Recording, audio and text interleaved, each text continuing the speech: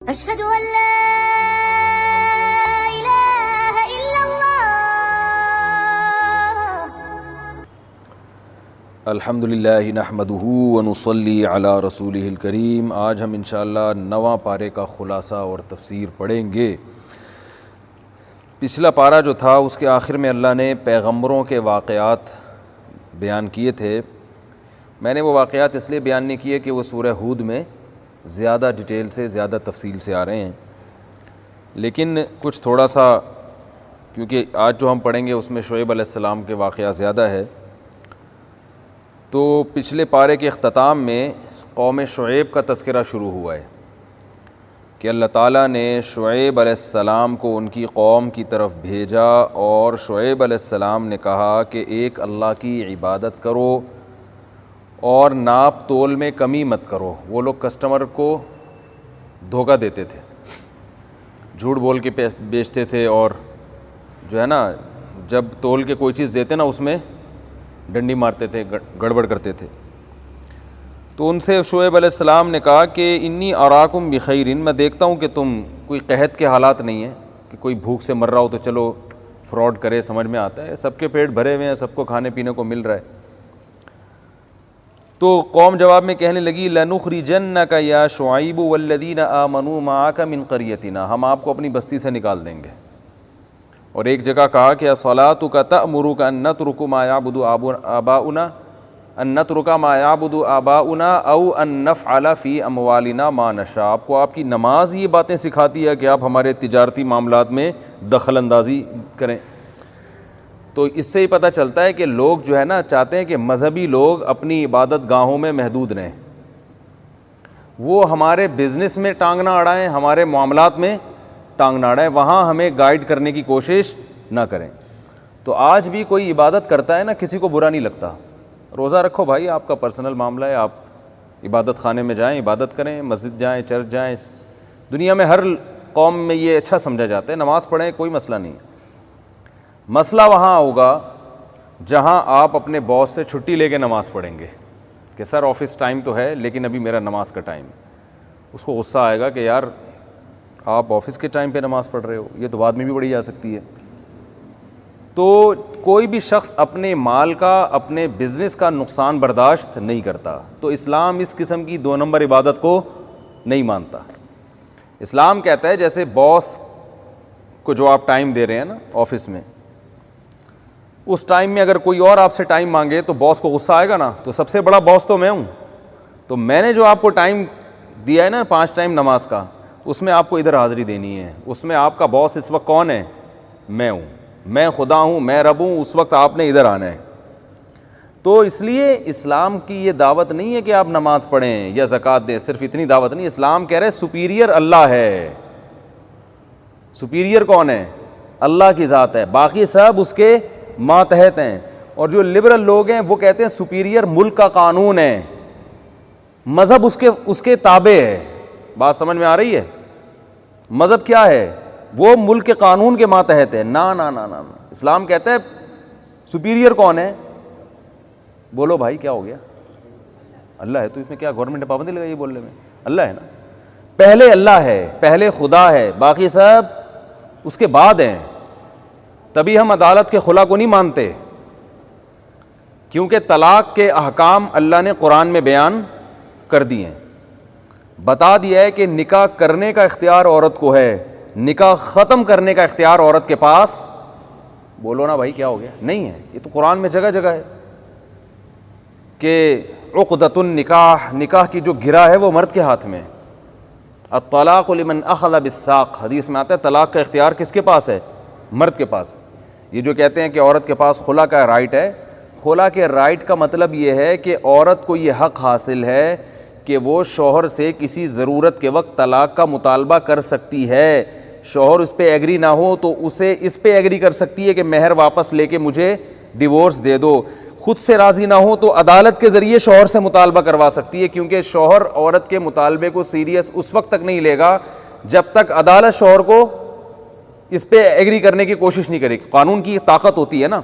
तो अदालत जब शौहर को बुलाकर उसे समझाएगी कि नहीं रहना चाहती तुम्हारे साथ तो तुम उसको छोड़ दो, तो अदालत की बात एक वज़न रखती है, इसमें इस बात का इम्कान है कि मर्द एग्रीमेंट पे राज़ी हो जाए। इसका हमारी अदालतों में गलत मतलब ये लिया गया कि अदालत ही को राइट दे दिया गया है, शौहर अदालत में आए ना आए, वो डिवोर्स पेपर पे साइन करे ना करे, वो खुला नामे पे साइन करे ना करे, अदालत एक तरफा खुला की डिग्री औरत को थमा देती है और फिर लोग इस बेस पे शादियां कर रहे हैं। हम जब मना करते हैं भाई ये ज़िना है, तो कहते हैं पाकिस्तान का लॉ है, कानून है कि अदालत ने हमें खुला को ख़त्म किया है। तो पाकिस्तान का लॉ बेसिकली इस्लामी है, लेकिन इम्प्लीमेंट हर जगह नहीं होती, इम्प्लीमेंट नहीं है। बहुत से कानून गैर शरई हैं, गैर इस्लामी हैं। तो ठीक है, हमारा आइन में जो बेस है वो क्या है कि कुरान और सुन्नत के मुनाफी कोई कानून नहीं बनेगा, लेकिन ये वाला कानून कुरान और सुन्नत के मुनाफी बना हुआ है, तो अब इस पर कोई आवाज़ नहीं उठाता। इस्लामी नज़रियाती कौंसल आवाज़ नहीं उठाती, अगर वो आवाज़ उठाए तो कोई सुनता नहीं है, तो वो धड़ाधड़ अदालत की इससे खुला की डिग्रियाँ चल रही हैं, गोया अदालत शौहर हो गई, मियाँ तो शौहर है ही नहीं। हकीकत है ना।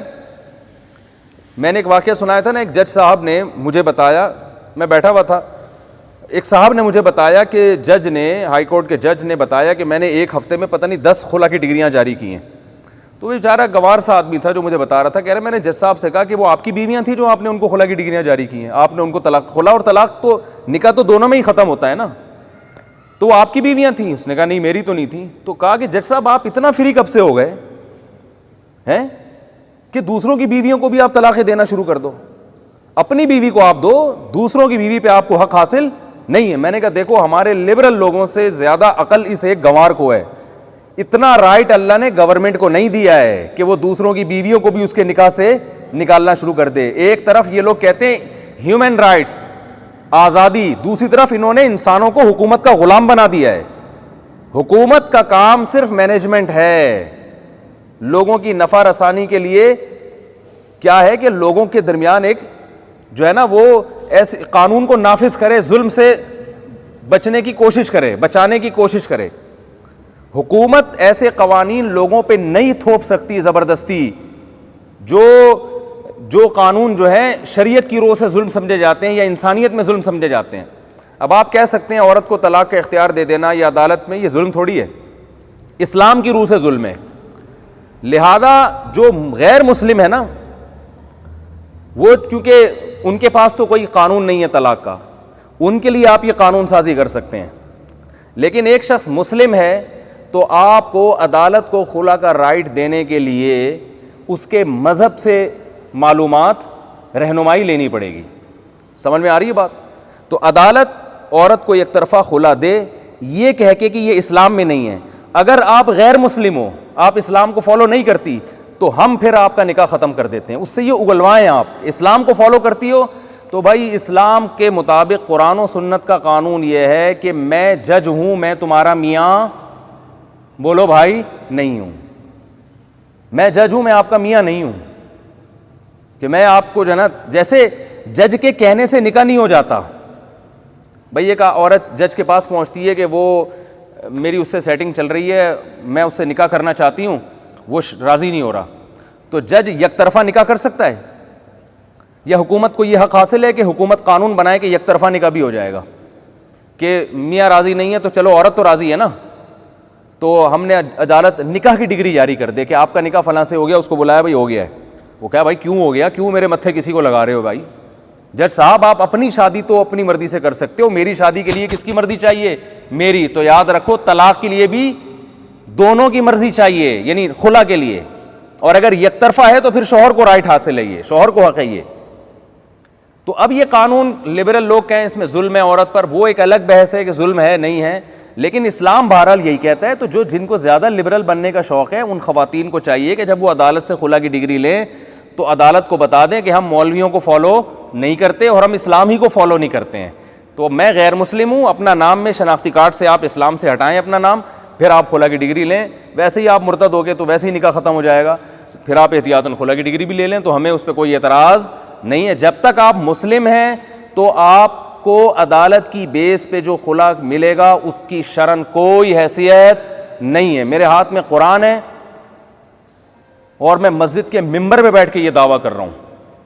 समझ में आ रही है बात?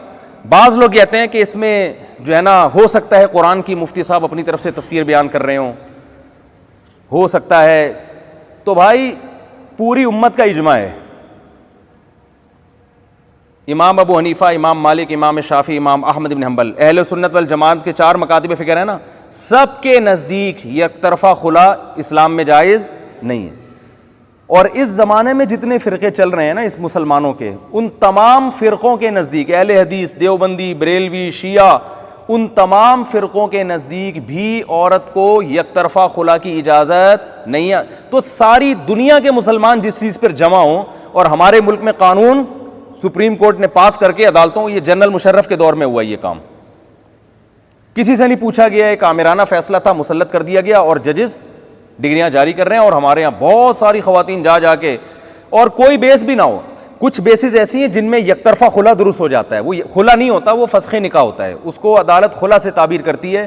तो हम कह देते हैं चलो है फ़स्ख़े निकाह, लेकिन अदालत इस्लामी टर्म से वाकिफ़ नहीं है, क्योंकि शरई अदालतों को शरीयत के अलावा अल्हम्दुलिल्लाह, हमारे यहाँ तो उसूल ये है ना कि जो जिस फील्ड का है नहीं उसको वो शोबा दी। वज़ीर तालीम को तालीम के अलावा सब चीज़ों का पता है, वज़ीर सेहत को सेहत के अलावा दुनिया की हर चीज़ का पता है। तो ऐसे ही अदालत जो इस्लामिक लॉ के मुताबिक पाबंद है कि वो फ़ैसला करेगी, बहुत मादरत के साथ उस अदालत को, जज की हालत, जज हमारे लिए काबिल एहतराम है, मैं किसी जज की तौहीन नहीं कर रहा, लेकिन शरीयत के अलावा उनको दुनिया की हर बात मालूम होती है। किसी जज से आप बिठा के तलाक के हकाम पूछ लें, उन्हें नहीं पता होंगे। शायद किसी ने अपने तौर पर ज़ाती मुताला करके अगर तलाक के अहकाम उनको पता चल गए हों तो अलग बात है, लेकिन हमारे यहाँ जजों को इस्लामिक लॉ सही तरह से पढ़ाने का जो हकीकी लॉ है वो कोई एहतमाम है ही नहीं। सऊदी अरब में है, सऊदी अरब में जज जब तक उस फील्ड का माहिर ना हो ना शरीयत में, वो जज नहीं बन सकता, हमारे यहाँ नहीं है। तो एक सूरत है जिसमें होता है कि जब शौहर किसी भी तरह से ना नफ़क़ा भी ना दे रहा हो, औरत बेचारी को लटका के छोड़ दिया हो और तलाक देने के लिए भी आमादा ना हो, और अदालत के कहने पे भी तलाक ना दे रहा हो, तो ऐसी कंडीशन, और एक दो और इसी से मिलते जुलती कंडीशन है, उनमें अदालत को ये राइट हासिल है कि वो एकतरफ़ा खुला की डिग्री जारी कर सकती है। वो खुला नहीं होता, वो फ़स्ख़े निकाह होता है। लेकिन हम कहते हैं चलो आपको अल्फाज में नहीं आते आपको, तो हम आपको बताते हैं कि हुआ ये फ़स्ख़, क्योंकि खुला तो एकतरफ़ा हो ही नहीं सकता, वो तो जानिबैन की एग्रीमेंट और मुआहदे के बगैर नहीं हो सकता। तो कई घरों में उजाड़ दिए हमारी अदालतों ने। और मैं आपको एक बात बताऊं, जो अदालत में कानून चल रहा है वो क्या चल रहा है। अब लोग कहते हैं आप अदालत के खिलाफ बात कर रहे हो, भाई इतना बड़ा जुल्म मुआशरे में हो रहा है, इतनी बड़ी धांधली हो रही है, इस पर भी हम ना बोलें तो क्या फायदा फिर हमारा मिंबर पे बैठ के बातें करने का। एक औरत अगर जाए ना अदालत में और वो कहे मुझे इस मियाँ के साथ नहीं रहना, क्यों नहीं रहना, मुझे वसीम भाई अच्छे लगते हैं, सही बता रहा हूँ, अदालत को बोल मुझे ये बंदा ही पसंद नहीं है। अदालत पूछेगी कोई ख़राबी है, नहीं जी ये बहुत कोऑपरेट करने वाला आदमी, ये बहुत मेरे साथ अच्छा, और 6 बच्चे भी हो गए मेरे इससे। अदालत कहेगी आपके बच्चे तबाह हो जाएंगे, आप क्यों इतने अच्छे आदमी को छोड़ रहे हो। औरत कहे भाई मेरी मर्जी मैं छोड़ रही हूँ, तो जज साहब आपके पेट में तकलीफ क्यों हो रही है। जज उसको खुला की डिग्री देने पर मजबूर है, क्योंकि सुप्रीम कोर्ट का ऑर्डर है। शौहर साबित कर दे ये एक नंबर की बदकार औरत है, कोई हक नहीं है, मैं सारे हुकूक अदा कर रहा हूं, फिर भी औरत को खुला की डिग्री जारी की जाती है। तो ये किसी मजहब में नहीं है भाई, किसी मसलक में नहीं है ये, और ये हो रहा है। और ख़वातीन इस बेस पे खुला की डिग्रियां ले लेके शादियां कर रही हैं। और मुकम्मल जालिम होती है औरत, हर केस में नहीं, बहुत से केसेस में। इसके बावजूद शौहर ये साबित भी कर देना कि ये ज़िना करती है, ये बदकारी कर रही है, बच्चे फिर भी औरत को देगी अदालत। समझ में आ रही है बात। मर्द के बारे में साबित हो जाए कि ये बहुत नेक है, बहुत कोऑपरेट करने वाला, इसने घर बसाने के लिए पूरा जोर लगा दिया और बच्चों की खातिर इसको बर्दाश्त कर रहा है, लेकिन अदालत बच्चे किसके हवाले करेगी, बोलो भाई, औरत के हवाले। ये कानून चल रहा है, समझ रहे हैं। इस कानून पे आवाज उठाने के लिए तैयार नहीं है, कुछ भी नहीं करनी इस पे, सब ओवरऑल इतनी बड़ी तबाही, आपका फैमिली सिस्टम की वाट लग रही है हमारी इसके जैसे कहते हैं ना कोरोना वायरस अभी थोड़े से फैला है, तो आप देखें 1 महीने होता है ना रिपोर्टें, अभी तो इतने पेशेंट हैं फिर इतने हो जाएंगे। ओ भाई वो इतनी खतरनाक चीज़ नहीं है। जो फैमिली सिस्टम जिस तबाही की तरफ जा रहा है ना, इसकी आपको तबाही के आसार देखने को मिलेंगे आपकी नस्लों में। हो सकता है आप दुनिया से जा चुके हों, बिल्कुल यूरोप वाला सिस्टम। आदमी शादी क्यों करेगा जब उसको पता है कि यार मेरी बीवी जब चाहे जाके अदालत से तलाक ले सकती है, वो बीवी से मोहब्बत करेगा? वो उस पर जान निछावर करेगा, उसे क्या हर वक्त उसे डर लगा रहेगा, यार ये मेरी है ही नहीं, इसको राइट है कि जब चाहे मुझे छोड़ दे। लोग कहते हैं उससे इतनी मोहब्बत दो, इतना अच्छा सलूक करो कि वो आपकी बन के रहे। लोग ये भी कहते हैं अच्छी औरतें तो वैसे ही रह लेती हैं आपके साथ। बात हो रही है शरारती औरत की। दूसरी अच्छी औरत के शरारती बनने में कोई टाइम लगता है भाई? तो ये जो मियाँ बीवी का एक रिश्ता है ना मजबूत, ये इसी बेस पर है कि मर्द को ये पता होता है कि ये मेरी है, मेरी मर्जी के बगैर कहीं नहीं जा सकती। इसी बेस पे वो सारी ज़िंदगी उसकी कफालत करता है। अगर मर्द को ये एहसास हो कि मैं अगर ज़रा सा मुझसे ऊंच नीच हुई तो ये मुझे छोड़ के भाग जाएगी, तो वो उस पर वो कुछ उसके लिए क़ुरबानी देने के लिए कभी तैयार नहीं होगा जो इंसान अपनों पे क़ुरबानी देने के लिए तैयार होता है। इंसान को जो ताकतवर होता है ना, वो कमज़ोर पे उसी वक्त उसका हक अदा करेगा जब उसे अपनाइयत का एहसास होगा। देखो, बाप अपनी औलाद पे खर्च करता है, उसे पता है कि ये है मेरी और मेरे कंट्रोल में ही रहेगी। गोरे खर्च नहीं करते, उनको पता है कि 18 साल के बाद ये पतली गली से निकल जाएंगे। वो कहें हम क्यों इसकी, कभी गोरे को देखा उसने अपने बेटे को आला तालीम दिलाई और डॉक्टर बनाया? कभी सुना आपने? हो सकता है कोई एक आध गोरा हो, वो नहीं करते भाई। वो क्यों करें हम इसकी, इतना टेंशन क्यों उठाएं? 18 साल का होगा पतली गली से निकल जाएगा। हमें पता है 18 साल का होगा तो फिर भी यहीं रहेगा। बाप उसे खिलाता है, उसे पता है मेरे बुढ़ापे का सहारा है। तो जब बीवी, अब इंसान की नेचर है कि जो चीज़ अपनी होती है, अपनाइयत का एहसास हो जाए ना कि मेरे छोड़े बगैर कहीं नहीं जा सकती, उसे इंसान मर्द ताकतवर है, औरत कमज़ोर है। तो कमज़ोर पर इंसान जब ही खर्च करता है, जब ही उसके लिए क़ुरबानी देता है, जब उसका एहसास हो कि यह है किसकी, मेरी। अगर उसे एहसास हो कि भाई जैसा तलाक का राइट मुझे है बिल्कुल इसी के पास भी है, जब चाहे छोड़ के चली जाए, और जो है ना, तो फिर वो थोड़ी करेगा, वो हर वक्त डरता रहेगा हर वक्त। तो इससे रिश्ते क्या हो जाएंगे? कमज़ोर। इससे निकाह का रेशो भी कम होगा मुआशरे में, निकाह का रेशो कम होगा। आदमी को पता है कि यार मेरी शादी होगी, जैसे गर्लफ्रेंड होती है ना, जब चाहे छोड़ के चली जाए, तो शादी करने की ज़रूरत क्या है? फिर गर्लफ्रेंड बनाओ इसको। भाई गर्लफ्रेंड और बीवी में कोई फ़र्क ही नहीं रहा।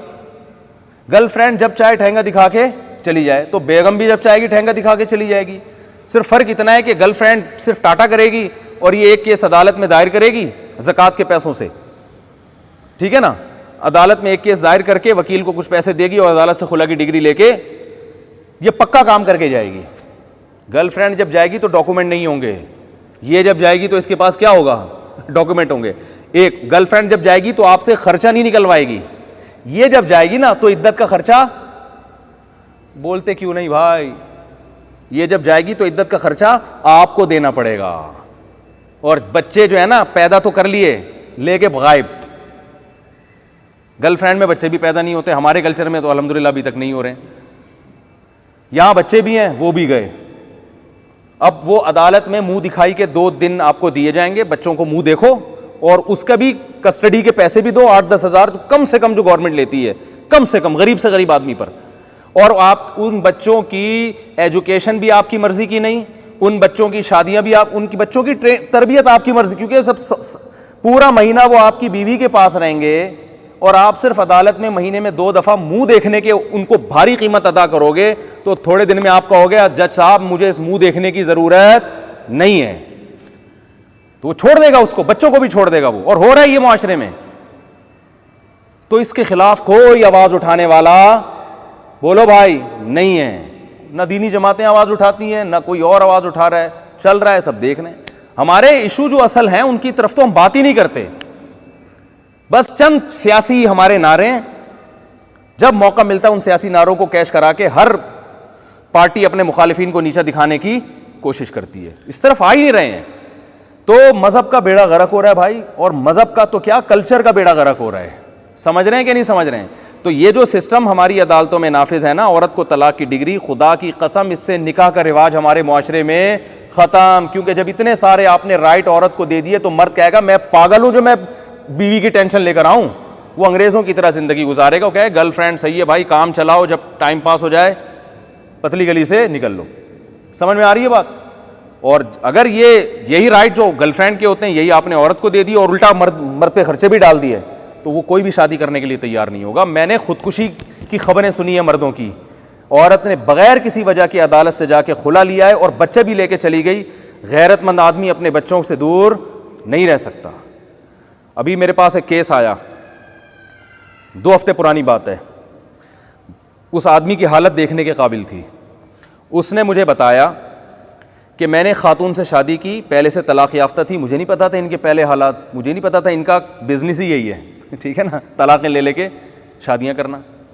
अदालत से खुला लिया हुआ था तो मसाइल का इल्म नहीं था, किसी मुफ्ती से उन्होंने नहीं पूछा कि ये खुला मोतबर भी है या नहीं है। अल्लाह करे कोई जज मेरा ये बयान सुन के कुछ उनको अल्लाह हिदायत दे।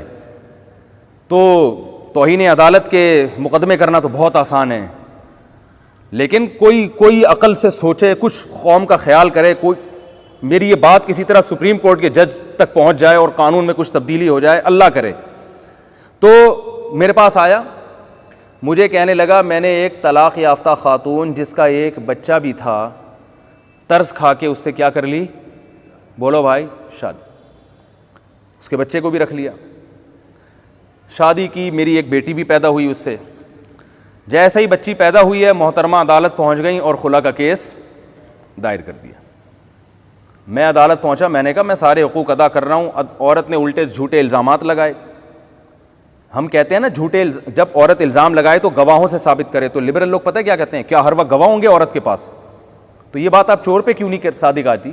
एक आदमी कहते हैं इसने मुझसे चोरी की है, आप अदालत जाते हैं कि ये चोर है, अदालत कहती है गवाह, आप कहते हैं अब मैं क्या वहाँ जब चोरी कर रहा था मैं गवाह लेकर आता है भाई? तो ये दलील बनेगी? ओ भाई ऐसे तो कोई भी किसी पे इल्ज़ाम लगा देगा। औरत इल्ज़ाम लगा रही है कि ये शौहर जालिम है, तो उसको गवाहों से साबित करना पड़ेगा। गवाह नहीं है तो फिर अल्लाह के यहाँ मामला है, फिर दुनिया का कोई कानून आपका साथ नहीं देगा। आप कहते हैं इससे तो औरतों पे जुल्म होगा, तो भाई अगर ये शर्त ना लगाएं तो फिर मर्दों पे भी तो जुल्म होगा। क्या हो गया भाई? इसीलिए कहते हैं असल जो इंसाफ की जगह है वो कौन सी है? आखिरत है। दुनिया में तो हम जाहिर को देख के कानून साजी करते हैं, दुनिया में किसी का दावा भी बगैर दलील के कबूल नहीं किया जाता। तो इस तरह औरत का ये दावा कि ये मारता पीटता है, बेतहाशा, नान नफका नहीं दे रहा, ये भी दलील के बगैर नहीं माना जाएगा। तो अदालतें औरत से गवाह भी नहीं तलब करती। एक गवाह औरत को खुद करार देती हैं और फिर उससे कसम बयान ले लेती हैं। दुनिया में इससे बड़ा अहमकाना कोई कानून है कि जो दावा कर रहा है वो खुद ही अपने दावे पे गवाह हो। हमने तो अदालती खुला पे फतवा देते हैं ना, उसमें अदालत ने जो औरत मुद्दईया है ना उसी को गवाह भी कंसीडर किया हुआ होता है। यार कोई कॉमन सेंस की बात है। लिबरल लोगों को चाहिए इस पे आवाज उठाएं, मगर वो इस पे आवाज नहीं उठाएंगे क्योंकि इसमें हमारे फैमिली सिस्टम तबाह हो रहा है ना। तो हमारे जो नाम लिहाज लिबरल्स हैं इस पे खुश होते हैं कि अच्छा ये अम्मी अब्बू का सिस्टम ही खत्म कर दो हमेशा के लिए। बहन भाई का जब निकाह खत्म होगा तो बहन भाई अब्बा अम्मा सब मार्केट से क्या हो जाएंगे? बोलो ना भाई, क्या हो गया? शॉर्ट हो जाएंगे ना। अब्बा अम्मा बहन भाई रहेंगे? भाई बच्चे हैं, नेशन पालेगी या वो माँ पालेगी जिसने जना है। माँ अगर पालना चाहती है तो पाल ले, उसको यूके की तरह वो फिर एक फ्लैट व्लैट लेके दे देगी गवर्नमेंट कि अब्बा चाचा माचा तो है नहीं, क्योंकि निकाह नहीं है तो फिर अब्बा मामू चाचा कुछ हुआ, फिर कुछ भी नहीं हुआ। एक माँ होती है बस बच्चे की। और अगर माँ नहीं पालना चाहती तो वो नेशन के बच्चे हैं, वो कौम के बच्चे हैं, सबके मुश्तरका ताउन से पैदा हुए हैं वो, ठीक है ना। यही होता है जो वहाँ जो वलदुज़्ज़िना बच्चे होते हैं ना उन गैर मुस्लिम कंट्रीज़ में, वो नेशन की औलाद, वो कंट्री की औलाद कहलाती है। कंट्री पालता है उनको। तो कंट्री क्या होता है? कंट्री का कोई दिल है जिसमें ममता है। बच्चे को तो बाप की बप्ता भी चाहिए, माँ की ममता भी चाहिए, चचा भी चाहिए, मामू भी चाहिए, भाइयों का प्यार भी चाहिए, बहनों का प्यार भी चाहिए, बुढ़ापे में उसको पोते नवासे भी चाहिए, बहुएं भी चाहिए, ये सारी चीज़ें चाहिए ना उसको। तो कंट्री देगा, गवर्नमेंट देगी ये सारी चीज़ें क्या उसको? तो गवर्नमेंट पाल रही है भाई। बहुत सारे बच्चे उन मुल्कों में ऐसे जिनके बाप कौन है? हुकूमत है। तो हमारे यहाँ भी ये चाहते हैं लिबरल लोग कि यही कल्चर मुआशरे में आए कि ये नेशन के बच्चे कहलाएं, जिनका न बाप का पता, ना मामू का पता, ना चाचा का पता।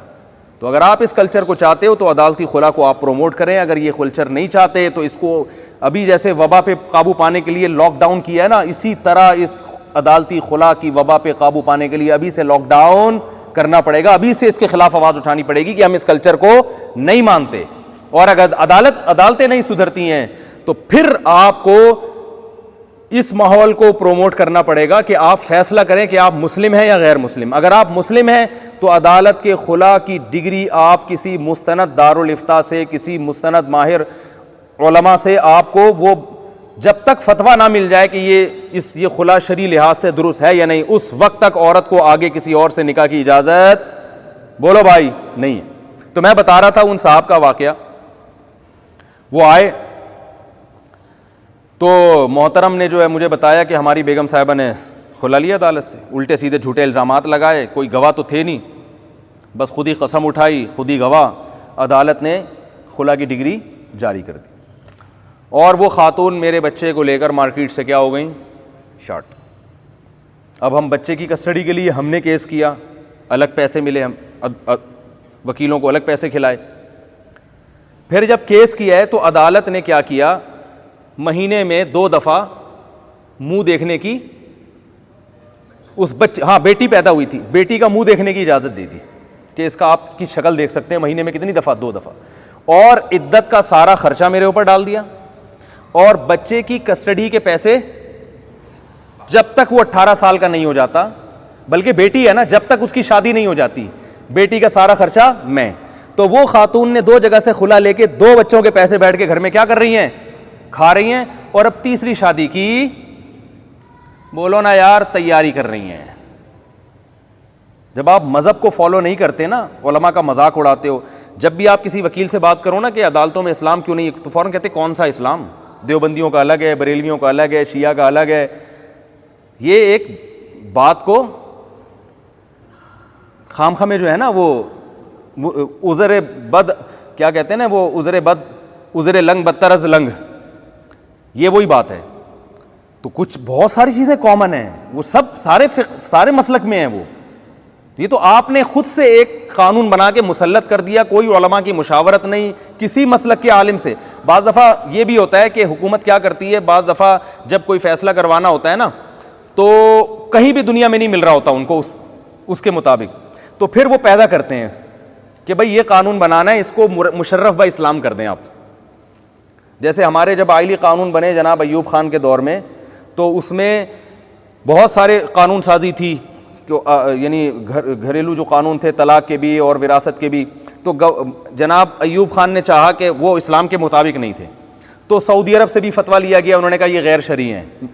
जितने भी दुनिया के उलमा से फतवा लिया गया, उन सब ने कहा कि तलाक के जो अहकाम आप नाफिज कर रहे हैं, इनका इस्लाम से कोई ताल्लुक़ नहीं है। तो जामे अज़हर से एक रेडीमेड मुफ्ती साहब को बुलवाया गया, उनको उसी वक्त मुफ्ती, जैसे हमारे एक दफ़ा एक वज़ीर आज़म बने थे, उनके पास पाकिस्तान की नेशनलिटी नहीं थी, फ़ैसला कर लिया इनको बनाना है तो नेशनलिटी दे दो। अब क्या ख्याल है भाई, वज़ीर आज़म बनाने के लिए उनको ID कार्ड दे दिया गया। 50-50 देखा है आपने, बचपन में आता था तो हम देखते थे, उसमें एक औरत आई, शनाख्ती कार्ड ऑफिस में आई, कहने लगी आपने मुझे बेवा भी लिख दिया है, हालांकि ये मेरे मियाँ क्या हैं। भाई बोल लो यार, ये मेरे मियाँ क्या हैं, ये तो जिंदा हैं, तो आपने गलत लिख दिया कागजात में। तो वो जो बैठा हुआ था वहाँ पे, उसने कहा आप इसको सही करना चाहती हैं ना, ये बेवा सही हो जाए। उन्होंने कहा, बंदूक निकाली, उसके मियाँ को गोली मार दी, बोला बेवा हो गई, ख़त्म। तो ये भी एक तरीका होता है कि आप अपनी बात बजाय डॉक्यूमेंट में चेंजिंग करें, हालात के लिहाज से, हालात को अपने लिहाज से क्या कर दें, चेंज कर दें। तो पूरी दुनिया में जनाब सदर अयूब खान को कहीं से फतवा नहीं मिल रहा था कि आपने जो आइली कवानीन बना के पाकिस्तान की अदालतों में जो नाफिज कर रहे हैं, जा रहे हैं आप, सऊदी अरब चले गए और ओमान और कतर और मिस्र और हर जगह से फतवा मिल गया, भाई ये आइली कवानीन शरीयत के मुताबिक नहीं। उसमें यह था कि मर्द जब तलाक देगा तो यूनियन कौंसिल जब तक उसको अप्रूव नहीं करेगी वो तलाक कंसीडर नहीं होगी। फिर 90 दिन के अंदर औरत को, वो 3 मेंसेस नहीं था, 90 दिन जो इंतखाबात होते हैं ना, वो इंतखाबात कहते हैं ना, 90 दिन के अंदर सदर ममलिकत इंतखाबात करवाएंगे, तो 90 दिन वहाँ से लेके उन्होंने कहा 90 दिन के अंदर मर्द को रुजू का हक हासिल होगा। तो वो सारा एक मलगूबा सा बना के उस पर पूरी दुनिया ने, उस उलमा ने उसके खिलाफ आवाज़ उठाई, भाई ये खिलाफ शरीयत हैं। लेकिन वो एक मिस्र से, जामे अज़हर से पता नहीं किसको ला के मुशर्रफ बा मुफ्ती किया गया, उनको पहले मुफ्ती का ओहदा दिया गया कि ये मुफ्ती साहब हैं, ये आलिम हैं, और फिर ला के वो जब यहाँ आए ना, तो उन्होंने यहाँ उलमा से बहस की। उन्होंने कहा भाई आपके पास तो हमसे बड़े बड़े अल्लामे मौजूद हैं। वो खुद हैरान होते हैं, मुझे क्यों बुलाया यहाँ पे, सही ना, इतने बड़े बड़े उलमा आपके मुल्क में मौजूद हैं, तो आप हमें क्यों बुला रहे हैं। तो वजह वाजह थी, भाई वो ये हमारे हिसाब से फतवा नहीं दे रहे। तो पूरी दुनिया में देखा कौन है जो हमारे हिसाब से दे सकता है, तो उसको मुफ्ती बना के डिग्री मुफ्ती की जारी कर दी गई, और वो ज़बरदस्ती वो आइली क़वानीन हमारे ऊपर मुसल्लत कर दिए गए।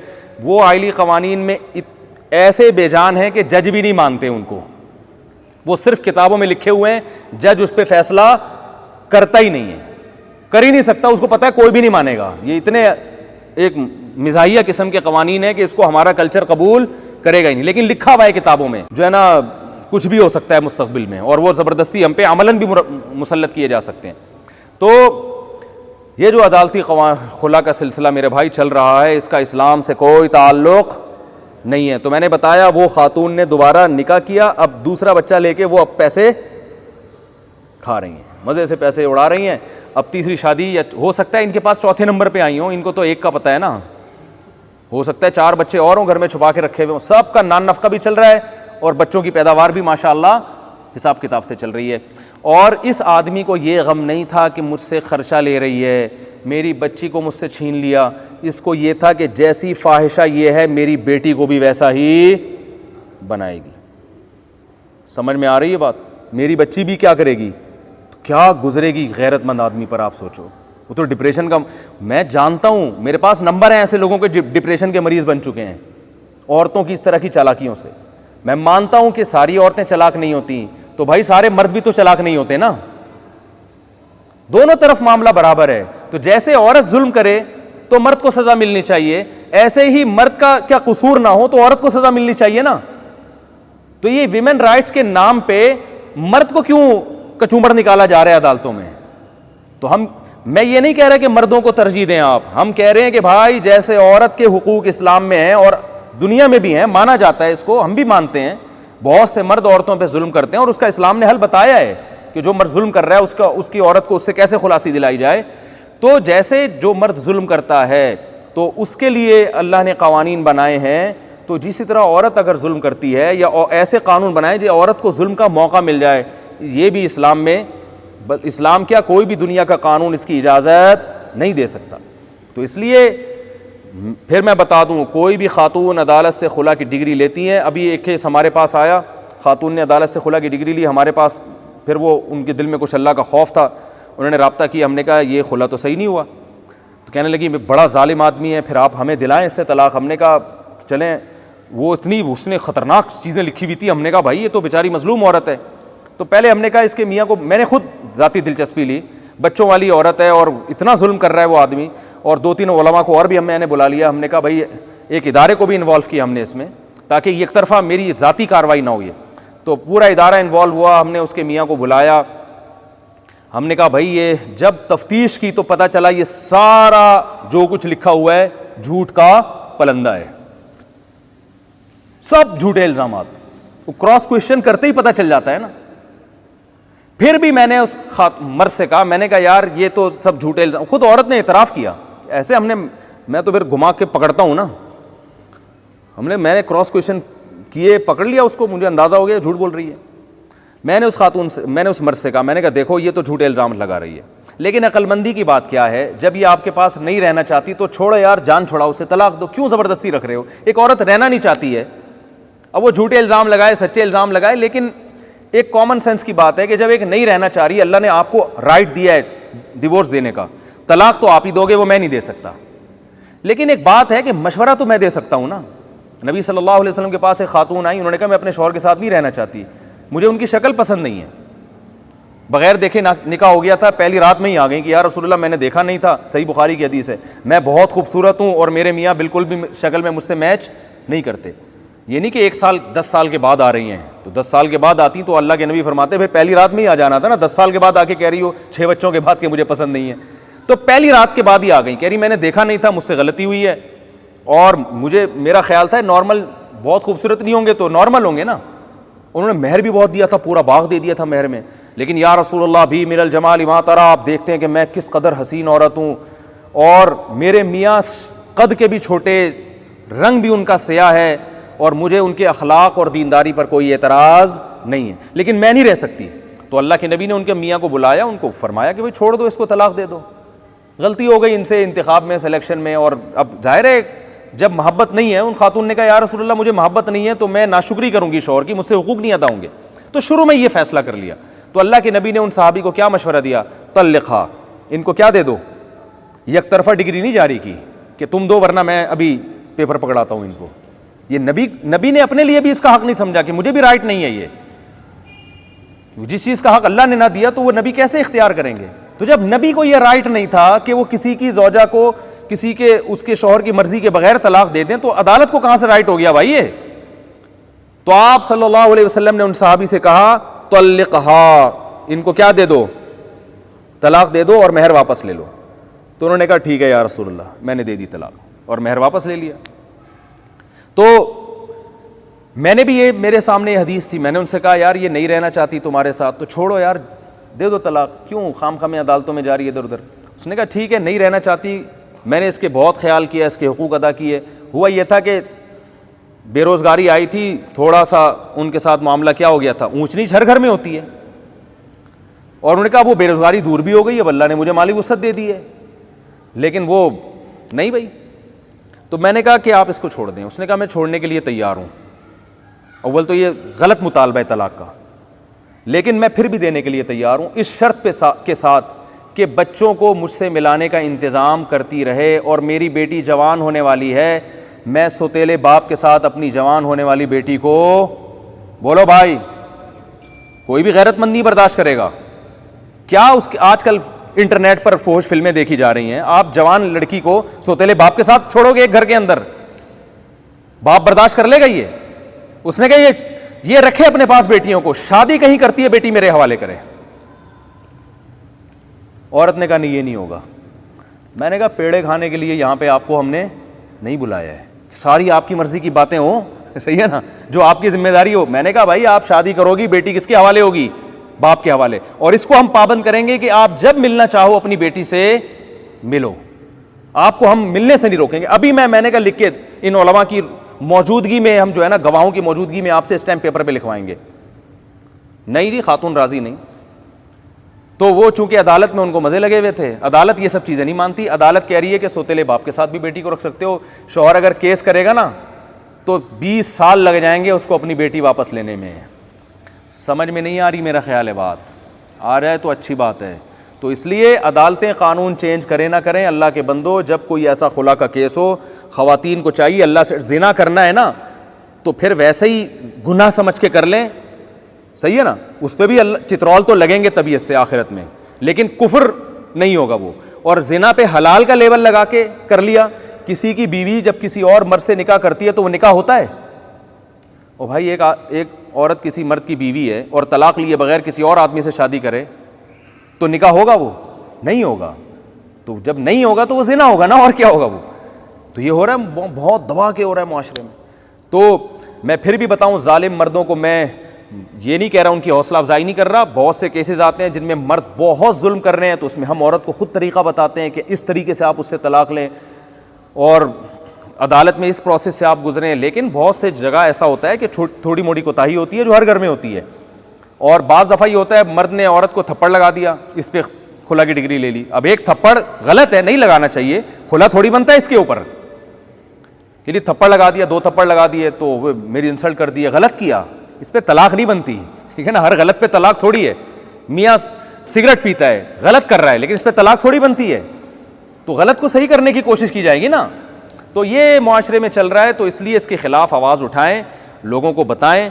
और जो है ना ये जब पढ़ती है ना तो फिर आपको मेरे इस बयान का अंदाज़ा होगा। अभी तो बहुत से यहाँ कंवारे छड़े छाट बैठे हुए हैं। अल्लाह ना करे आप में से किसी के साथ ऐसा हुआ कि बेगम, अल्लाह ना करे, बेगम साहिबा का कहीं चक्कर शुरू हुआ और उसने अदालत से जाके खुला लिया, फिर आपको मुफ्ती तारिक मसूद याद आएंगे। मुफ्ती साहब आपने क्या प्यारा बयान किया था। क्योंकि जिन पे जो भुगते हैं ना, जिन उनसे आप जाके पूछें, डिप्रेशन के मरीज़ बन गए हैं वो, समझ रहे हैं। और ख़वातीन से अल्लाह का वास्ते, जो मैंने उस खातून का वाक़या सुना है ना, 2 दफ़ा तलाक़ें लेके 2 बच्चों का खर्चा ले रही हैं, इसको बिज़नेस ना बनाएं। कहीं ख़वातीन, बहुत सी बेरोज़गार ख़वातीन कहेंगी और इस तरफ तो हमारा दिमाग गया ही नहीं, क्योंकि सुप्रीम कोर्ट में लगता नहीं है कि ये कोई मुस्तक़बिल करीब में कानून चेंज हो जाएगा। क्योंकि हमारी जो दीनी जमातें हैं वो इस पे खिलाफ आवाज़ ही नहीं उठा रही हैं। इस्लामी नदरियाती कौंसल ने आवाज़ ना उठानी है, ना उठाएगी। वो उठाती हैं कुछ चीज़ों पे। और इस्लामी नदरियाती कौंसल की वैसे भी कानूनी हैसियत कुछ है नहीं, उसको एक डमी के तौर पे रखा हुआ है। सिफारिश पेश करके पतली गली से वो निकल जाएगी। उस सिफारिश को जो है ना असम्बली में घुमा के ऐसे कागज़ बना के सही है उड़ा दिया जाएगा। और बेहतर है कि किश्ती बना के पानी में चला दिया जाए, लेकिन वो रद्दी की टोकरी में फेंक देते हैं उसको, उसकी कोई हैसियत नहीं है। मैंने वो पढ़ा है वहाँ इस्लामाबाद यूनिवर्सिटी में, पाकिस्तान में जो इस्लामी नदरियाती कौंसल में ताकत कितनी है, दम कितना है, तो वो हमने पढ़ा है उसको बेचारी के, वो ऐसे ही डमी है। तो उन उलमा पे भी एतराज़ नहीं करना चाहिए, वो बैठे हैं, उनको पता है कोई सुनने वाला तो है नहीं, लेकिन उनकी इतनी जिम्मेदारी है तो बार बार आवाज़ तो उठा लें भाई। जितनी हमारी सुन रहे हैं उससे तो ज़्यादा कम अज़ कम इस्लामी नदरियाती कौंसल की सुनी जाएगी ना, तो आवाज़ तो उठाओ। लेकिन कोई भी नहीं आवाज़ उठा रहा। तो इसलिए ये कानून बिल्कुल गैर शरई है, इसकी कोई इस्लाम में हैसियत नहीं है। तो जब भी कोई खुला का ऐसा केस हो, किसी माहिर मुफ्ती से, बल्कि माहिर एक इनफरादी मुफ्ती से भी नहीं, बल्कि बाकायदा किसी इदारे से फतवा लिया जाए, मुस्तनद दीनी इदारे से, कि भाई ये खुला शरीयत में जायज़ है या नहीं है। और अगर अदालत ख्याल नहीं करती तो फिर इस्लाम में तलाक़ का एक और ऑप्शन है औरत के पास, कि वो उलमा की मजलिस में भी केस दायर कर सकती है, जो मुस्तनद मुल्क के उलमा हों उनकी कमेटी में केस दायर कर सकती है कि अदालत शरीयत का ख्याल किए बगैर मुझे तलाक़ दे रही है जो शरीयत में मोतबर नहीं है, मैं इस मर्द से जान छुड़ाना चाहती हूँ, ये मेरे हुकूक अदा नहीं कर रहा, तो आप तफ्तीश करने के बाद मुझे खुला चाहिए या निकाह को फस कराना है। फिर वो उलमा अपने तौर पर तहकीक करेंगे, तफ्तीश करेंगे, और वो तफ्तीश करने के बाद अगर इस नतीजे पर पहुँचते हैं कि वाकई ये मर्द घर बसाने के लिए तैयार नहीं है, सिर्फ लटकाना इसका मकसद है, बाद मज़ ये करते हैं कि ना हुकूक देते हैं और ना तलाक़ देते हैं, कि भाई तुम कहीं भी शादी नहीं करोगी और ख़ुद भी अपने पास नहीं रखते, टाइम नहीं देते या रहते ही नहीं है उसके साथ। तो ऐसी कंडीशन में फिर उलमा की एक जमात जो है वो फिर उस पूरे प्रोसेस से गुजर के निकाह को ख़त्म कर सकती है। तो गैर मुस्लिम कंट्रीज़ में यही होता है, वहाँ तो अदालत में इस्लामी लॉ है ही नहीं, वो तो कहती नहीं है इस्लाम है, तो वहाँ वो तो अपने तरीके से चल रहे होते हैं। वहाँ फिर मुसलमान औरतें क्या करेंगी? तो वहाँ फिर उनको यही कहा जाता है भाई वहाँ कोई उलमा की कमेटी हो, उसमें अपने केस को दायर किया जाए। तो ये मैं असल बात जो कर रहा था कि इस्लाम क्या कहता है, सुपीरियर कौन है? अल्लाह है। तो विरासत के हकाम अल्लाह ने बयान कर दिए, तलाक़ के हकाम अल्लाह ने बयान कर दिए। अब अगर अदालत कहती है कि बेटे को आपने 1 लाख रुपए विरासत में छोड़े, एक बेटा एक बेटी है और कोई वारिस नहीं है, तो बेटे को 75,000 मिलेंगे, 66,000 6% मिलेगा, और बेटी को कितना मिलेगा? 33,000 3%। अदालत ने बिल फ़र्ज़ ये फ़ैसला कर दिया फॉर एग्ज़ाम्पल कि बेटी को भी उतना ही मिलेगा जितना बेटे का है, तो इस अदालती फ़ैसले की वजह से बेटी के लिए 33% से ज़्यादा हलाल, बोलो भाई, नहीं है। वो ये नहीं कहेगी जी मैं तो गवर्नमेंट ऑफ पाकिस्तान के लॉ के हिसाब से मुझे मिला है। भाई अल्लाह ने पहले बता दिया है कि आपका भाई की निस्बत कितना है? आधा हिस्सा है। तो यूरोप से लोग बहुत पूछते हैं, अमेरिका से लोग पूछते हैं कि भाई यहाँ अदालत में इस्लामिक लॉ तो है नहीं, तो अब्बा के मरने के बाद अब्बा ने वसीयत की थी कि ये मेरा बेटा बहुत मेरा लाडला है, सारे पैसे इसको दे देना, ठीक है ना। तो वो मैं लाडले होने की, मैंने लाडला होना साबित कर दिया अपना अदालत में, सही है ना। वीडियो दिखा दी, कुछ कैसे झप्पियाँ पा रहे हैं अब्बा और कैसे वो, मैं मजाक कर रहा हूँ, ऐसा था नहीं, यानी यही साबित किया होगा ना। तो लाडला होना साबित कर दिया है, तो अब मैं सारे पैसे लेके बैठ गया हूँ। लॉ, मैं तो अमेरिका में रहता हूँ, तो अमेरिका के कानून के हिसाब से तो ठीक है, अब मेरे पैसे हैं तो मेरी बहन का कोई हिस्सा नहीं है। मैं उनसे कहता हूँ भाई ऐसा नहीं है, क़यामत में उल्टे लटके हुए हो गए। अल्लाह ने पहले बता दिया है कि बहन का आधा हिस्सा है तो आप उसमें से दे दें। अब्बा के लाड प्यार का यहाँ कोई एतबार नहीं है, और अब्बा की वसीयत भी क्या है, ये कलअदम। तो यूरोप और अमेरिका में जो लोग रहते हैं उनको कहते हैं मरने से पहले, वहाँ अदालत में एक सहूलत है कि आपने जिस तरह से विरासत तकसीम करनी है वो आप पहले वसीयत लिख दें, फिर वो करते हैं। तो उनको हम ये कहते हैं भाई पहले से स्टैम्प पेपर पे आप लिख दें कि मैं अगर इस कंडीशन में मर गया और वारिसों की यही तफसील थी, तो फिर मेरे बेटे को इतना, बेटी को इतना, अब्बा को इतना, अम्मा को इतना, बीवी को, जो शरीयत के मुताबिक है उलमा से फतवा लेके पहले ही कर दें। तो फिर आप भी कब्र में आराम से रहोगे और पीछे लोगों को भी गुनाह नहीं होगा। एक खातून ने इसी तरह पूछा तो हमने उनको फतवा दे दिया। उन्होंने वकील से, लॉयर से बात की अमेरिका में ना, और लॉयर ने उसी हिसाब से उनको वसीयतनामा बना के दे दिया। उन्होंने, खातून ने कहा कि वो लॉयर बड़ा मुतासिर हुआ कि यार ये तो बड़ा खूबसूरत तकसीम का सिस्टम है, ये वसीयत आपने कहाँ से ली है? तो उन्होंने बताया तो हमारा इस्लाम कहता है। तो बड़ा हैरान हुआ, उसका ख्याल ये था इस्लाम का ये कानून अमेरिका की अदालत के कानून से करोड़ों गुना अच्छा है। समझ रहे हैं ना, ये तो बड़ा ज़बरदस्त कानून है, बेहतरीन कानून है। तो भाई हमारे पास इस्लाम जब है तो हम क्यों किसी और के पास जाके भीख मांगे? अच्छा भला इस्लाम हमारे पास है, और अगर इस्लाम को छोड़ना है तो फिर पूरा छोड़ो। पेड़े खाने वाला इस्लाम अल्लाह को पसंद नहीं है। मैं आपको बताता हूं क्या करते हैं गड़बड़ लोग।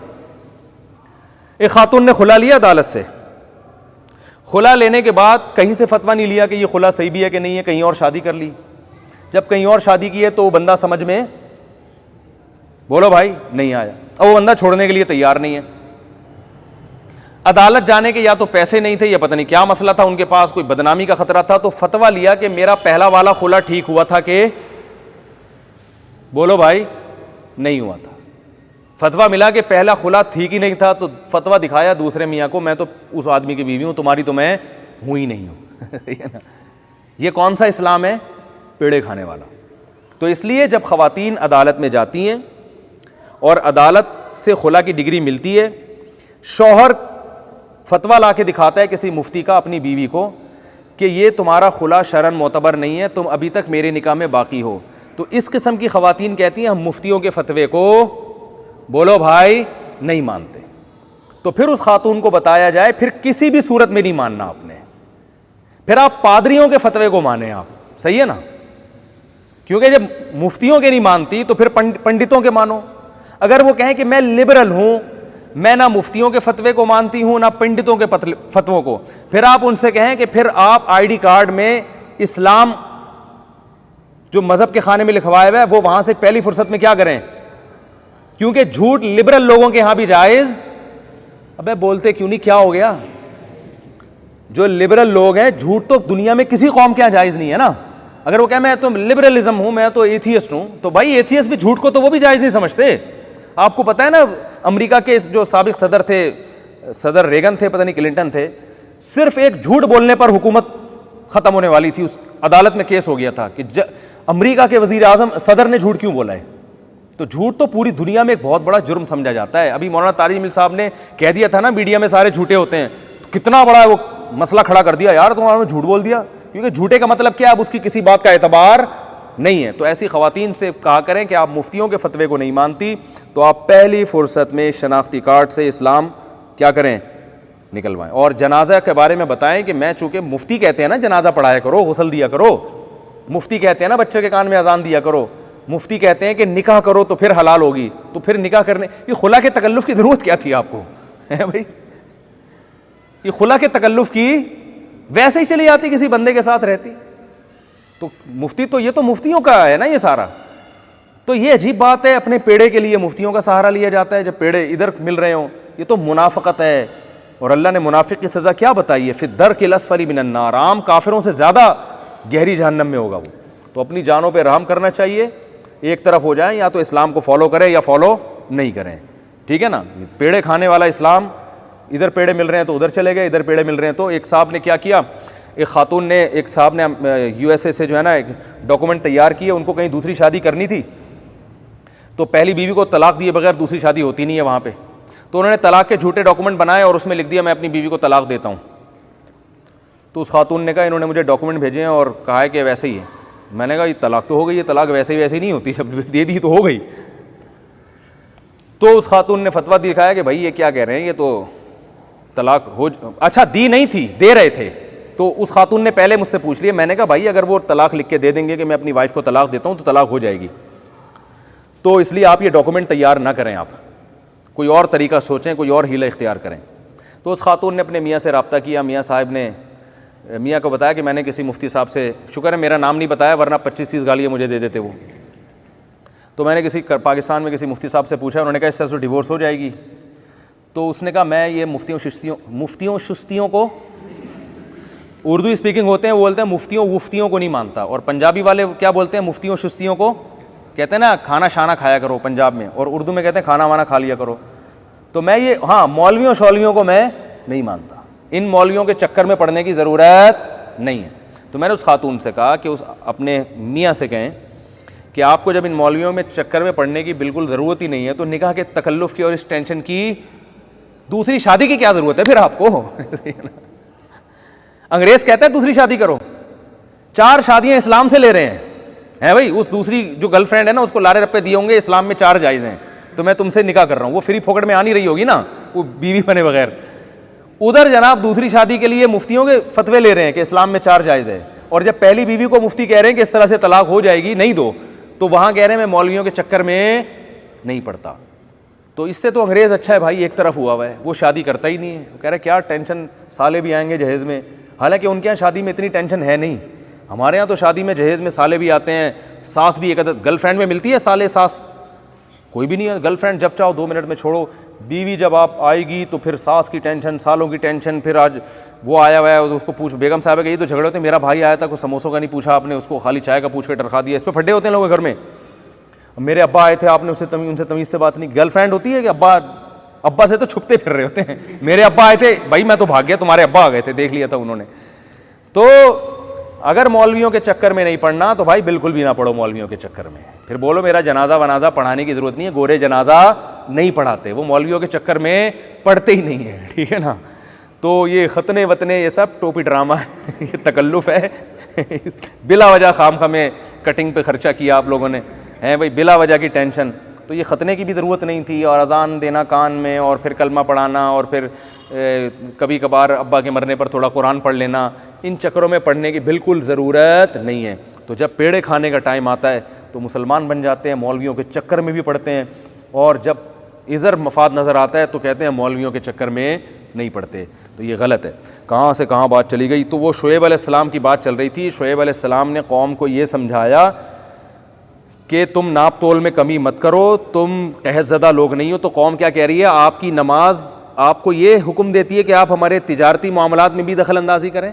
तो असल में यहाँ से मजमून मेरा शुरू हुआ था कि लोग कहते हैं नमाजी आदमी नमाज़ पढ़े, मौलाना टाइप के लोग मस्जिद में नमाज़ पढ़ें, अच्छी अच्छी बातें करें, अब्बू अम्मी के हुकूक़ बयान करें, बीवी बच्चों के हुकूक़ बयान करें, बहुत अच्छी बात है, अच्छा माशरे में एक खैर फैलेगी।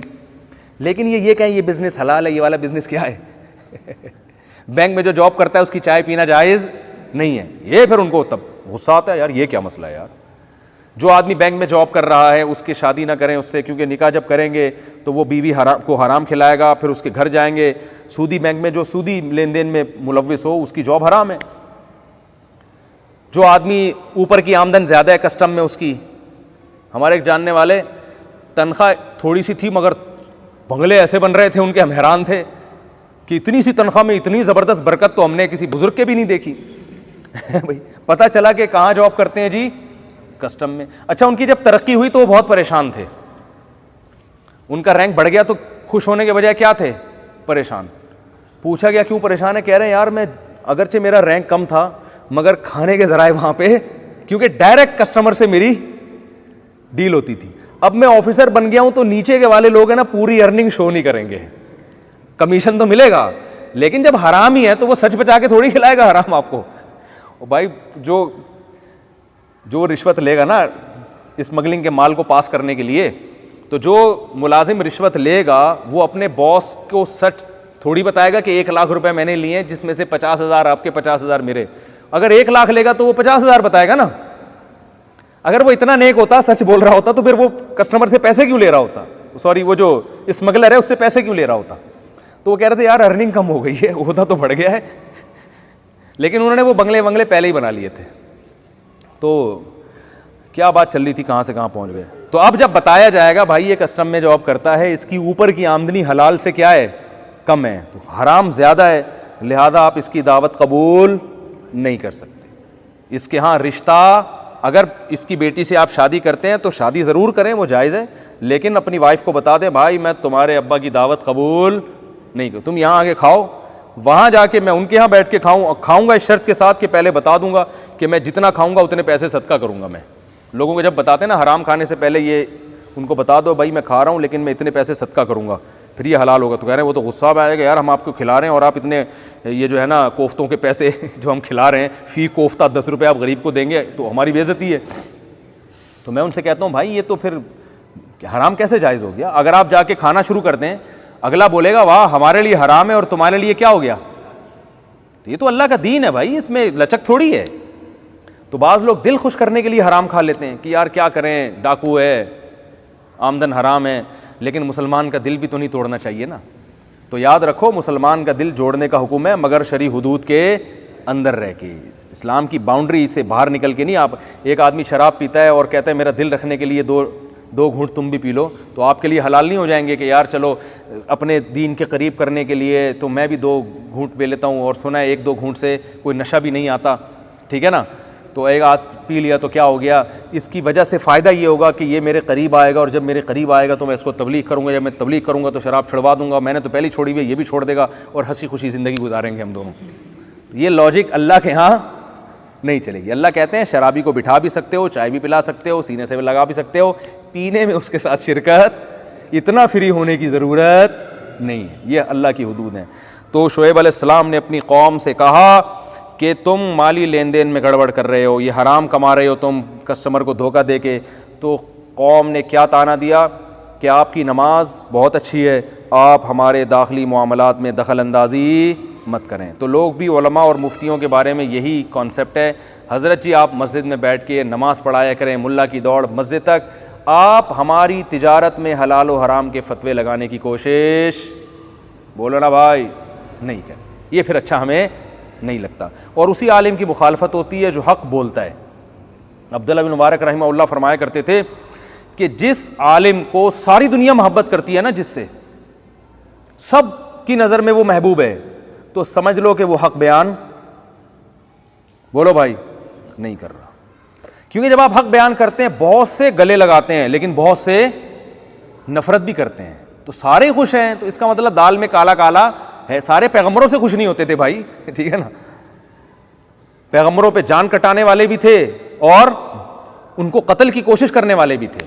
तो दुनिया में कोई सबकी निगाहों में महबूब नहीं होता। तो अगर कोई है, गली वाले भी पसंद कर रहे हैं, घर वाले भी पसंद कर रहे हैं, महल्ले वाले भी पसंद कर रहे हैं, सारी दुनिया ही गले लगा रही है, तो भाई फिर इसका मतलब है दाल में कुछ काला काला है, फिर ये ठीक, ये हक़ नहीं बयान कर रहा। फिर तो शुएब अलैहिस्सलाम ने जब समझाया, बस मैं वाक़या ख़त्म करके बयान ख़त्म करता हूँ, तो उनकी कौम ने कहा ये कैसे हो सकता है। तो शुएब अलैहिस्सलाम ने जब बार बार समझाया तो उन्होंने कहा हम आपको अपनी बस्ती से निकाल देंगे। और फिर ये भी कहने लगे, या शुआइब मा नफ़क़हू कसीरम मिम्मा तक़ूल, आपकी बातें हमारी समझ में नहीं आती। हालांकि कितनी सिंपल बातें कर रहे थे। अबे भाई तू क्यों धोखा क्यों दे रहे हो कस्टमर को। कह रहे हमारी साड़ी अकल इच, तोड़ी गल साड़ी अकल इच नहीं आंदी। तो शुएब अलैहिस्सलाम ने कहा आ जाएगी इंशाअल्लाह, बहुत जल्दी, क्या होगा, आ जाएगी। अल्लाह फरमाते हैं फ़अख़ज़तहुमुर रजफ़तु फ़अस्बहू फ़ी दारिहिम जासिमीन, एक ज़ोरदार झटके ने उनको पकड़ा है, ज़लज़ला आया है और सारे ऊंधे पड़े हुए मर गए। अल्लज़ीन कज़्ज़बू शुअयबन कअल्लम यग़नऊ फ़ीहा, जिन्होंने शुएब का इनकार किया ऐसे हो गए जैसे कभी रहे नहीं थे इस बस्ती में, सबको तबाह कर दिया अल्लाह ने और खासिरीन हो गए। फ़तवल्ला अन्हुम, शुएब अलैहिस्सलाम ने जब अपनी बस्ती उल्टी हुई देखी और तबाह होती हुई देखी तो अपनी कौम से मुंह मोड़ा और अपनी कौम को ना, जैसे मरे हुए लोग होते हैं, उनको खिताब करके कहा, या कौमी लक़द अबलग़तुकुम रिसालाति रब्बी, ए मेरी कौम, मैंने तो अपने रब का पैगाम तुम्हें पहुँचा दिया। उन मुर्दों से खिताब कर रहे हैं, ये इबरत के लिए। अब ऐसा ना हो कि आप भी मुर्दों से जाके बाकायदा उनको रिपोर्टें पेश करना शुरू कर दें। तो इबरत के लिए कि मैंने तो अपना पैगाम तुम्हें दिया था, लक़द अबलग़तुकुम रिसालाति रब्बी व नसहतु लकुम, और मैंने तुम्हारी खैर ख्वाही चाही थी। मुझे कोई इस पे पैसे थोड़ी मिल रहे थे तुम्हें समझाने पे, मैंने तो तुम्हारी खैर ख्वाही चाही थी। अब तुम तबाह हो गए हो तो फ़कैफ़ा आसा अला कौमिन काफ़िरीन, मैं कैसे तुम पर अफसोस करूं। यानी बता दिया मुझे तुम पर अफसोस भी नहीं हो रहा। तो नाप तोल में कमी करना, कस्टमर को ठगना, काम तनख्वाहें पूरी लेना और जो काम आपके ज़िम्मे लगाया उसमें डंडी मारना, ये मामूली जुर्म, इन आयतों से पता चलता है ये मामूली जुर्म, बोलो ना, नहीं है। और मार्केट में ये जुर्म होल सेल के हिसाब से हो रहा है। दफ्तरों में लेट, गवर्नमेंट के इदारों में काम के अलावा सब कुछ हो रहा है कि नहीं हो रहा। आप किसी गवर्नमेंट के स्कूल जाएं, टीचर्स क्या करती हैं वहाँ पे। पहले जो है ना, हमारे करीब में गवर्नमेंट का बच्चियों का स्कूल था, तो मैं जब वहाँ जाता था ना, तो वहाँ फीमेल टीचर पढ़ाती थी। तो मैं जब वहाँ जाता था ना, बिल्कुल करीब ही था वो स्कूल, यानी पहली से 5वीं क्लास तक का। तो पहली से 5वीं क्लास तक का स्कूल था बच्चियों का, और जो है वो फीमेल टीचर्स पढ़ाया करती थी वहाँ पे। तो हमारे घर के करीब ही था, हम खेलते खेलते चले जाते थे। कभी कोई टीचर हमें बुलाती थी कि बेटा, ये जैसे होता है ना, टीचरों की आदत होती है, बच्चे बेटा ज़रा इधर आओ। ग्राउंड भी था साथ में, वहाँ हम खेलते थे। स्कूल का ग्राउंड था लेकिन महल्ले के बच्चे भी खेल रहे होते थे वहाँ पे। तो वहाँ जो गवर्नमेंट की टीचर्स होती थी वो बुलाती थी बच्चों को, हमें बेटा ये 5 रुपए की ये ले आओ, ये छोले ले आओ। वहाँ तो हम कर देते थे उनके काम। तो हम जब भी जाते थे, वो टीचर्स बैठ के स्वेटर बुन रही होती थी वहाँ पे। हमने कभी उनको पढ़ाते हुए, बोलो भाई, नहीं देख। तो वो टीचर भी हमारे महल्ले की थी, उनके जितने बच्चे होते थे सारे अपनी अम्मियों के हाथ के बने हुए स्वेटर पहन के घूमते थे, और हमें पता होता था ये सारे स्वेटर बनाए कहाँ गए हैं। पहले आप पूछें अपने अम्मी अब्बू से कि बचपन में ये बहुत कल्चर था हमारे माशरे में ना, सर्दी आने से पहले माएँ अपने बच्चों के लिए स्वेटर बुनती थी। अब तो ये रिवाज ख़त्म हो गया, पहले माएँ बुना करती। सारे स्वेटर महल्ले वालों के भी, और हो सकता है बिजनेस भी चल रहा हो कि अब सारे बच्चे कंप्लीट हो गए, सर्दियाँ भी ख़त्म हो रही हैं, अब क्या करें, चलो भाई। तो मैं जब भी जाता था ना, वो क्या होता था, अगर पढ़ाया भी है तो ऐसे ही पढ़ाते पढ़ाते, बेटा एक किसी बच्ची को बुलाया, लिखो 2 जितनी देर में लिखने में लगाया मैं ज़रा 3-4 टांके और लगा दूँ ठीक है। तो गवर्नमेंट के इदारों में ये हो रहा है, तनख्वाहें माशाल्लाह पूरी, बोलो भाई दबा के ली जा रही हैं। तो देख लें जाके आप, 50-50 आता था, देखा है ना आप लोगों ने। तो उसमें वो हमें बड़ा, अब मुझे याद आते हैं उसके वाक़यात, उस वक्त तो हमें समझ नहीं थी। और अब यूट्यूब पे क्लिप भी आ जाते हैं ना उसके, तो और पुरानी यादें ताज़ा हो जाती हैं। तो एक तो मैंने सुना है ना वो क्या भी मैंने सुनाया था, वो जो शनाख्ती कार्ड ऑफिस में वो खातून आई, मैं बेवा लिख दिया, तो उसने बंदूक उठा के मियाँ को मार दिया, बोला हो गई बेवा, कागजात में सही हो गई है बाप। ठीक। तो उसी में एक ये दिखाया था, क्या था, बड़ा दिलचस्प वाक़या था, जहन से निकल गया। हाँ, गवर्नमेंट के इदारे में ना सोने का तरीका, ये होता है सोने का सही तरीका। तो एक गवर्नमेंट ऑफिसर बैठा हुआ है, ऐसे यूं करके सो रहा है ना, दाएं बाएं घूम रहा है। तो वो उसको वही वो इंक्वायरी हुई, तुम शर्म नहीं आती, तुम यहाँ सोते हो आके। तो उन्होंने बताया कि सोने का सही तरीका क्या है। तो बताया कि पेन ऐसे हाथ में रखें और ऐसे जो है वो इस तरह आप यूं करें, और बड़े तमीज़ से ना पूरा आपका बॉडी का अब झूल भी नहीं रही है, और आप अब आंखें बंद करके आराम से सो जाएं। घंटों घंटों सोते रहें, अब कोई इंक्वायरी नहीं होगी, कहीं से आपकी कंप्लेन नहीं होगी कि ये, तो सोने के भी तरीके होते हैं ना। तो उसमें ये भी दिखाया गया था कि ये माएँ रोती है ना अपनी बच्चियों की रुखसती होती है, तो बाज़ माओं को रोना नहीं आ रहा, तो वो तो खुश हो रही होती हैं निकली घर से। बाज़ माएँ अपनी, अल्लाह माफ़ फरमाए, बच्चियों से इतनी तंग होती हैं। तो उसमें दिखाया कि ये जो वीडियो कैमरा है ना, ये भी अजीब बला है। तो इसका बड़ा एहतमाम, और ये सब बातें सही साबित हो रही हैं। अब हमें ख़बरें मिलती हैं जब वीडियो कैमरा, आजकल तो पूरी रिकॉर्डिंग होती है ना बच्चियों की रुखसती की, याद रहेगी भाई। जब बड़े होकर, वो एक सिख देख रहा था ना, अपनी एक फ़िल्म देख रहा था, रो रहा था। लोगों ने पूछा यार कौन सा ऐसा सीन है जो रोए जा रहे हो? उसने कहा अपनी शादी की मूवी देख रहा हूँ यार मैं। सही ना, अपनी शादी की फ़िल्म देख रहा हूँ। तो लोग मूवी बनवाते हैं अपनी यादगार के लिए।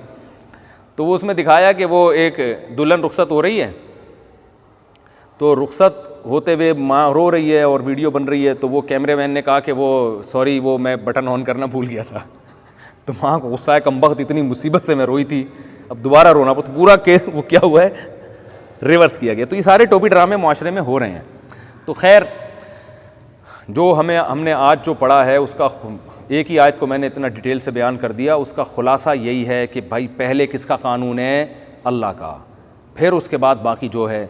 तो जब भी कोई फ़ैसला करवाया करो ना, तो किसी अदालत के फ़ैसले को किसी मुफ्ती से भी पूछ लिया करो, किसी रिलायबल मुफ्ती से। मुझे पता है कि मुफ्तियों में 2 नंबर भी होते हैं, 1 नंबर भी होते हैं, वो तो हर फील्ड में होते हैं। डॉक्टरों में भी 2 नंबर होते हैं कि नहीं होते? होते हैं। सियासतदानों में भी होते हैं, और सहाफ़ियों में भी लिफाफे वाले भी होते हैं, और ईमानतदार भी होते हैं। हर तरह के होते हैं, हर फील्ड में हर चीज़, हर माल मौजूद है। तो जैसे टमाटर की पेटी में अच्छे टमाटर भी होंगे, गले सड़े टमाटर भी होंगे, तो इसी तरह मेरे भाई मुफ्तियों में, उलमा में भी दोनों तरह के होते हैं। तो गलत तरह के नहीं तो सही तरह के लोग तलाश कर लें। लोग कहते हैं पता कैसे चलेगा सही गलत, तो डॉक्टर कह के पता कैसे चल जाता है कि 1 नंबर है कि 2 नंबर है? तो जैसे डॉक्टर का पता आपको चल जाता है, वोट देते हैं तो आप कहते हैं मुझे पता है कि ये 1 नंबर है जिसको मैं वोट दे रहा हूँ, तो ऐसे ही भाई उलमा का भी पता चल जाता है। अल्लाह ताला समझने की, अमल करने की तौफीक अता फरमाए।